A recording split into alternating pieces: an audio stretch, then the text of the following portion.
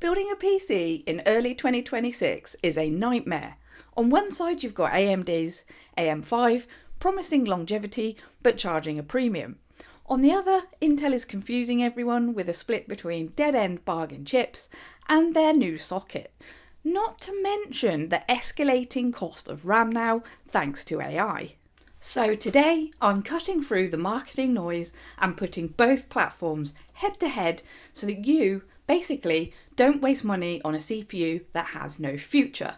By the end of this video, you will know which platform actually fits your budget, the truth about future-proofing, and the CPU and motherboard combinations that I recommend right now. First, let's define the battlefield. So when I say platform, I don't just mean the CPU itself. I mean the CPU, the motherboard and RAM combination. That is what you are actually paying for. And within this, we have three main options right now. We have Team Red, which is AMD's current desktop lineup on AM5, which includes Ryzen 7000, some Ryzen 8000 desktop chips, and of course the latest Ryzen 9000 series. They all share the same AM5 platform, so that actually you get a wide upgrade path from budget, used CPUs to high-end performance. Then we have Team Blue Value, which is Intel's LGA 1700, 12th or 14th gen. This is great for budget builds thanks to the cheap CPUs and DDR4 boards, but it is effectively dead end, as there is a newer socket, which leads us on to Team Blue New, Intel LGA 1851, the Core Ultra 200. This is Intel's new high-end desktop platform and a direct competitor to AMD's AM5. Let's now talk about the longevity trap or upgrade path. This is probably the most important part of the video. When you buy a motherboard today, you are buying into a future. AMD has a very long history of keeping sockets alive.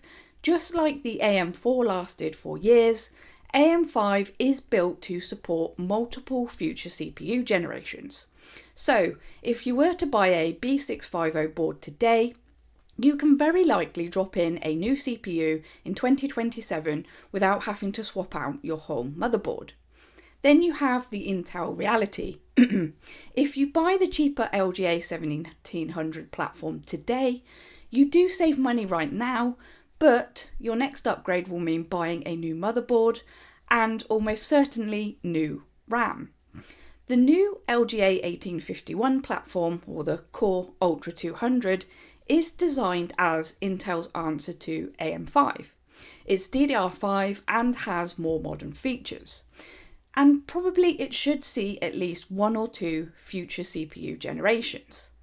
That said, Intel has historically changed sockets more frequently than AMD have, so its long-term upgrade path is less predictable, unfortunately.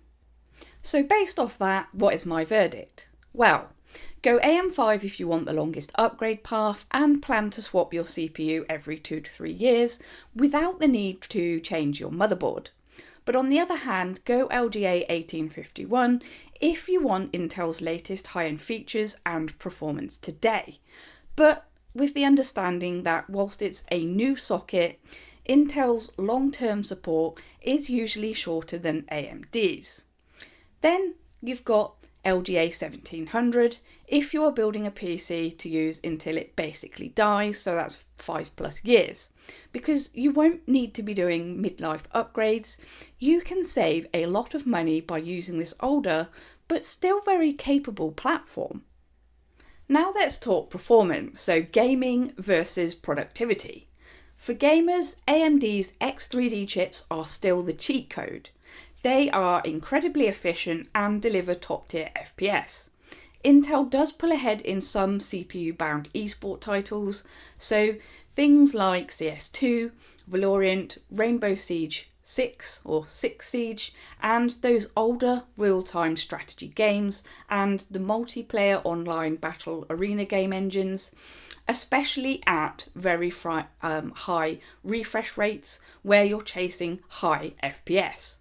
The trade-off is that these wins often come with noticeably higher power draw and heat on Intel's high-end chips. Whereas AMD, on the other hand, is usually a little more efficient for similar real-world performance. So for creators themselves, if you do video editing or 3D work, core count and stability matter more. So Intel's QuickSync is still a very killer feature for video editors, and their high core counts on the productivity side are very hard to beat. But overall, don't just look at the CPU price, look at the total platform cost.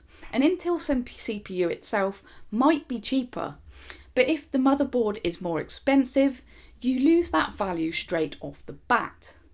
But now let's take a look at the market reality. So as you can see here from Steam's hardware survey from August to December 2025, it still shows Intel in the lead with around 59.76% of the CPU share versus AMD's 40.16%.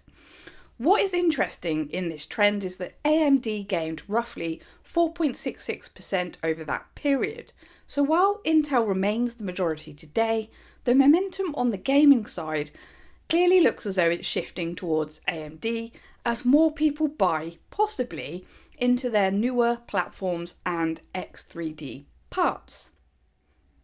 Now let's talk about heat. Modern CPUs themselves run hot, but how they handle that heat and how much effort you actually need to put into cooling does vary a lot between Intel and AMD.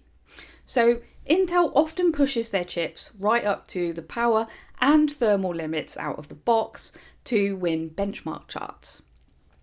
That's why you will typically see a 250 watt plus package power and quite high temps on heavy loads if you were to leave everything on auto.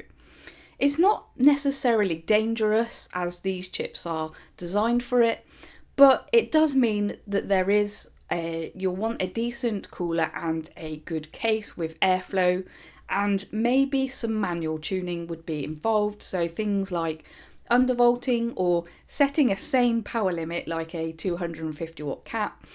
This can dramatically cut temps and noise without a huge performance loss. Looking at AMD, they are generally more efficient, especially with those non-X and those X3D chips. They do tend to pull less power for similar gaming performance. What that means for you is lower temps and possibly most importantly, quieter fans. On top of that, you have Eco mode in the BIOS. This is basically a magic button. It can drop temps by 10 to 15 C with almost no noticeable performance loss in games. So for a lot of us, flipping Eco mode on is actually the difference between a loud, toasty system and a cool, quiet one. There are some cooler considerations to make. Basically, don't cheap out on the cooler. A basic 120mm air cooler is fine for those mid-range chips, but if you're buying a high-end Intel or AMD part, a good tower cooler or a 240 even millimeter AIO is worth it. That better cooling doesn't just mean lower temps, it also means less fan noise and more consistent performance during long gaming sessions or rendering sessions. There are some motherboard features to look out for too. I've mentioned this before. Don't overspend here. You don't need a £400 or dollar board unless you're looking to do extreme overclocking or you need very specific features. For most of us, a solid 150 to 250 quid or dollar board is the sweet spot. Some of the basics to look out for, I have mentioned this in previous videos. You definitely want decent VRMs, so heat sinks around the CPU socket so that the board itself doesn't overheat under load. You're going to want enough USB ports for your gear. Obviously you've got things like your headsets, external drives, capture cards, stuff like that. You also want Wi-Fi if you can't run an Ethernet cable, or you don't want to use an adapter. You're going to need at least two M.2 slots if you think you'll add more storage later.